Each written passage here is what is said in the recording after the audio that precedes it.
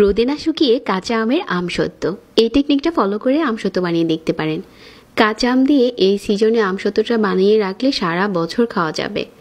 1 কেজির মতো কাঁচা আম কেটে নিয়েছি, সাথে দিয়ে দিচ্ছি 1 কাপ পানি। ঢাকনা দিয়ে ঢেকে একটু ভালো করে জাল করে নিচ্ছি। আমটা যখন পুরোপুরি গলে গেছে স্ট্রেনারে নিয়ে ছেঁকে নিচ্ছি।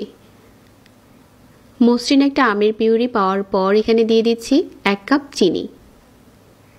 চিনিটা ভালো করে মিশিয়ে নিয়েছি। এখন উপরে দিয়ে দিচ্ছি 5 ফোড়নের গুঁড়ো আর হচ্ছে শুকনা মরিচের গুঁড়ো। এর চাইতে বেশি আর এই আচারে কিছুই দিতে হবে না। রেগুলার লবণ আর বিট লবণ দিয়েছি। আরও কিছুক্ষণ এভাবে করে টানিয়ে নিয়েছি। আর এই পর্যায়ে ছড়ানো ট্রেগুলোতে ঢেলে নিচ্ছি।